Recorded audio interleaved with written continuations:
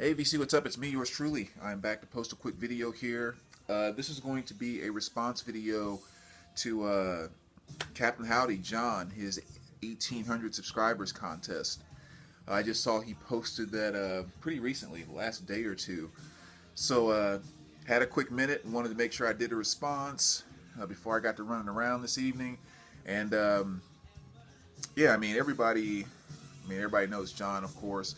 At least they should, actually. 1,800 subscribers for him is pretty darn low, especially considering, just all the stuff that he has on his channel, beyond even just his collection, which is freaking awesome. Of course, anyone who's a Kiss fan needs to be subscribed to his channel. He's always sharing his guitar playing and just all kinds of stuff. Just a really, really great guy just a very entertaining guy to be around. Like, he's always bringing something to the table that just has your attention.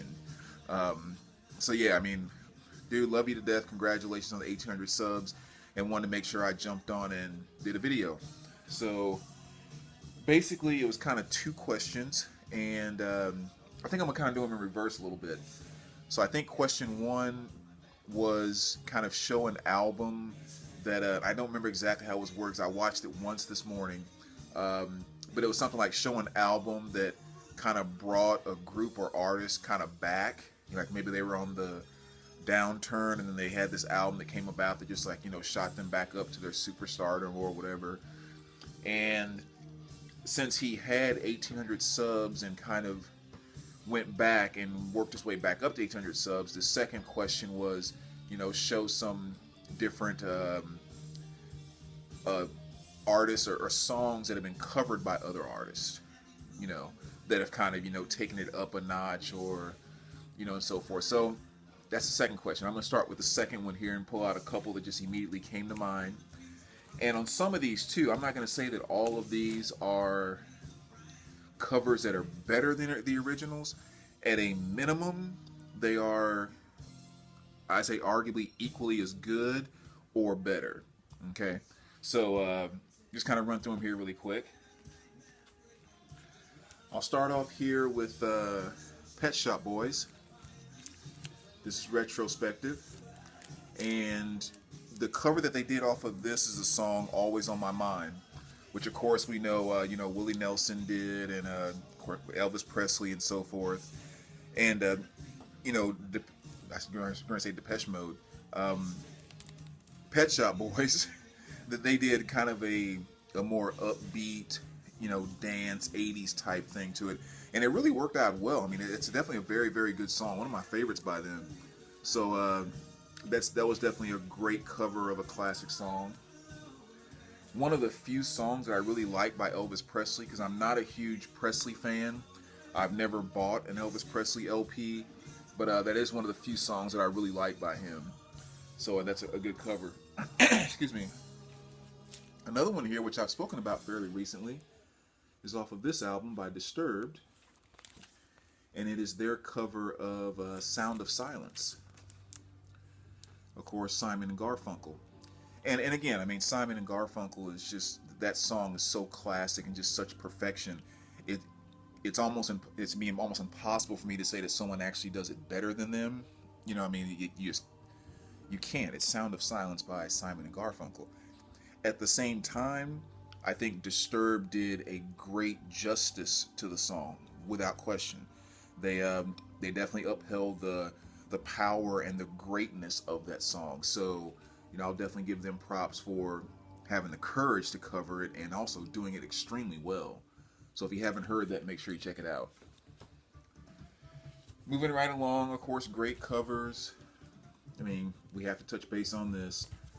Come On Feel the Noise by Quiet Riot. Of course, that was, originally a Slade track, and they covered it and, blew up all the heck. So that's one I would throw in there. Let's see here. Crocus. This is the Blitz, and they did a cover of a Ballroom Blitz on this, which is a pretty decent cover that they did.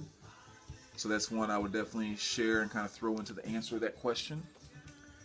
And let me jump to a few CDs. And I know a few of these are going to make you guys go, ugh, but you guys know how I am. So one Yes, Celine Dion. And it is her cover of First Time I Ever Saw Your Face, which of course is a classic Roberta Flack song. Who, I mean, she sang it, of course, like only Roberta Flack can do. But Celine, you know, the power of her voice and just, you know, what she brought to it, she definitely upheld the spirit of that song. And I'm sure Roberta Flack would be very proud of the way that she covered that. So, one of my favorite songs by her. And another one here that will stay on the CDs is Feist. Of course, most of you know her by her 1, 2, 3, 4 song or whatever. But one song that she did a cover of, which is really, really great, is God, now I'm going brain dead on the title. Oh my gosh, why am I going totally brain dead on the title? It's my favorite song by her. Oh, Inside and Out. Jeez, sorry. I got something else in my head and couldn't get it out. Inside and Out is actually a Bee Gees song, and she did a cover of it and did it great justice. I mean, the Bee Gees, of course, are the Bee Gees, and they did what they did, and they did it extremely well, but I think she took the song where it needed to go, actually. So in my opinion, it's actually a better version than the Bee Gees version. And I remember I first discovered that song in watching the show Nip Tuck.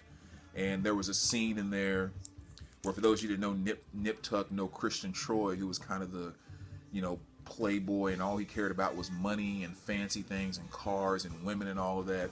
And there was a scene where he was doing some crazy stuff, and that song kicked in. I always remember just kind of thinking, that is a bad song. Who is it? So, but anyway, so Feist, Inside and Out. This is another one that kind of breaks my heart a little bit to say, but it's the truth.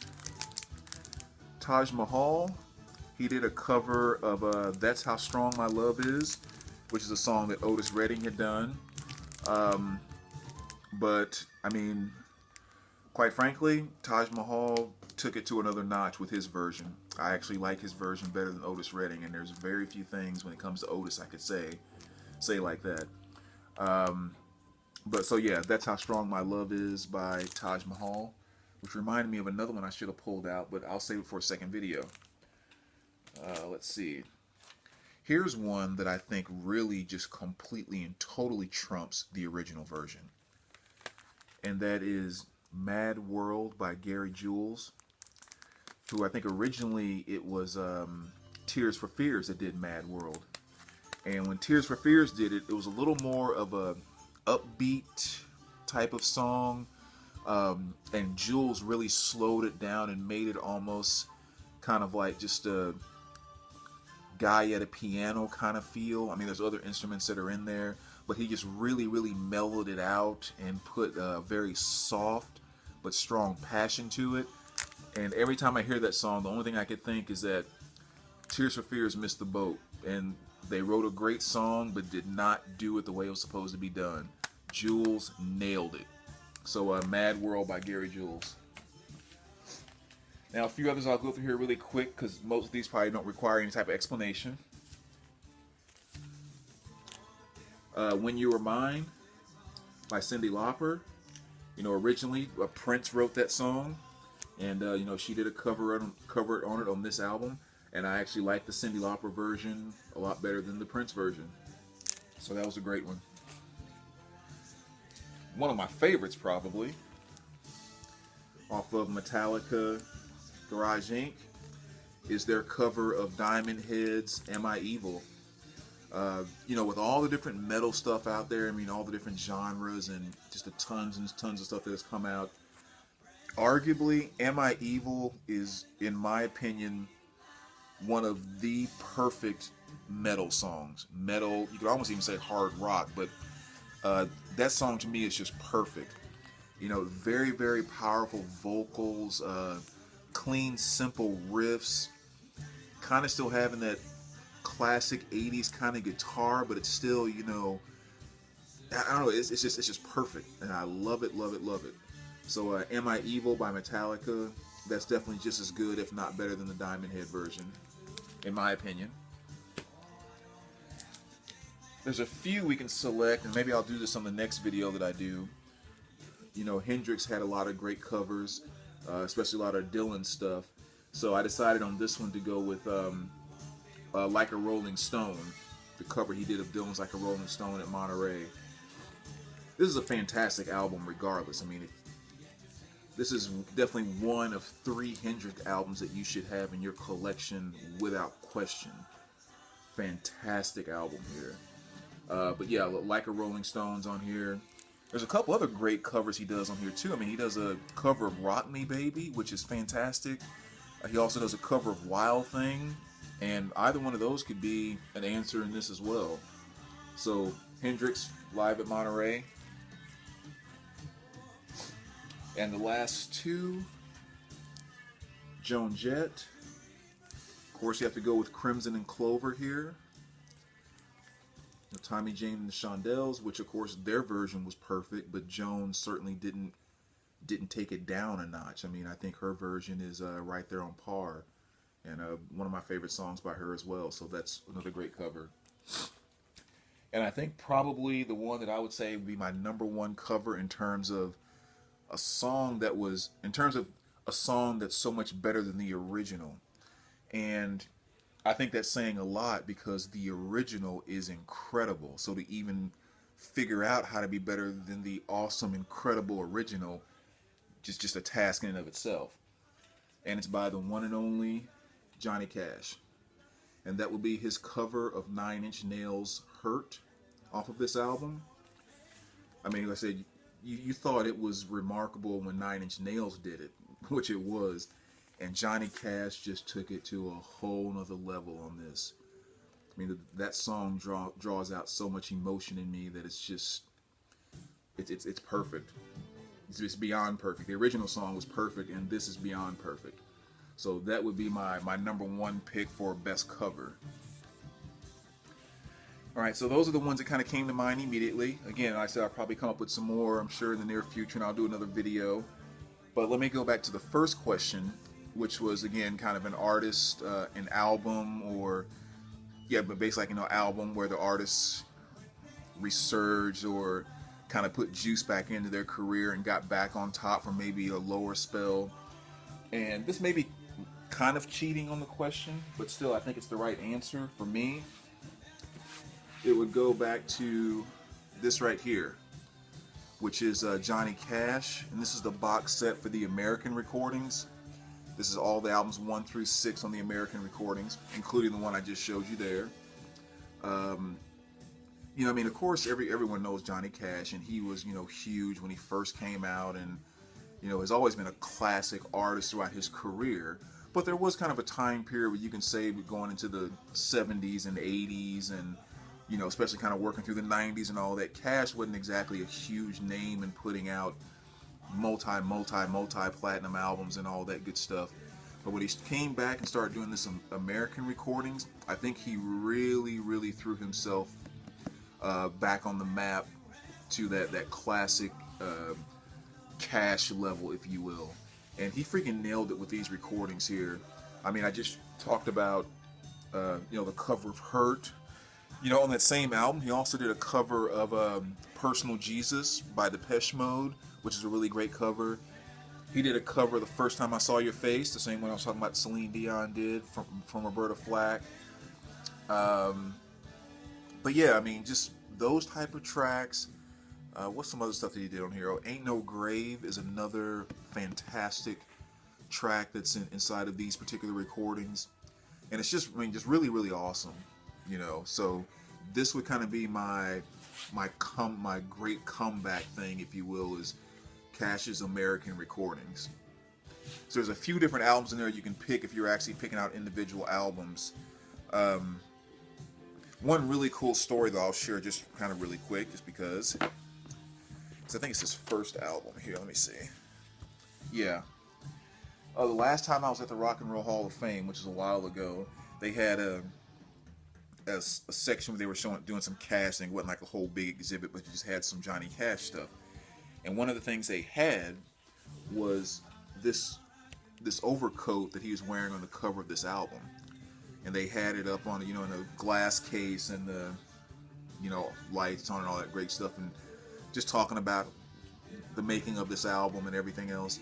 And like right over the album, they had these two speakers that just on repeat was playing the song Hurt. And I remember just kind of standing there and just being so overwhelmed with emotion between kind of seeing, you know, Cash's overcoat. You know, I mean, you look at kind of how haunting that is anyway, and then like just to be right there in person with that overcoat and then hearing that song play at the same time. I mean, I know some people were just looking at me going like, we need to get a doctor, like what the heck is wrong with that dude? And I mean, like my eyes were just welling up the whole night. It was just fascinating. One of the best music moments I've had in my life, without question. So anyway, just thought I'd share that really quick. It's kind of a cool story. But there's my answers for the first video. I'm sure if I actually sit down and think about it, there'll be some more that'll come up. And if so, I will do another video. But congratulations on the 1,800 subs, man. So great to have these part of the VC. Always love your feedback. Always love seeing your videos pop up. And we look forward to many, many more. All right. So take care, man. And we'll talk to you soon.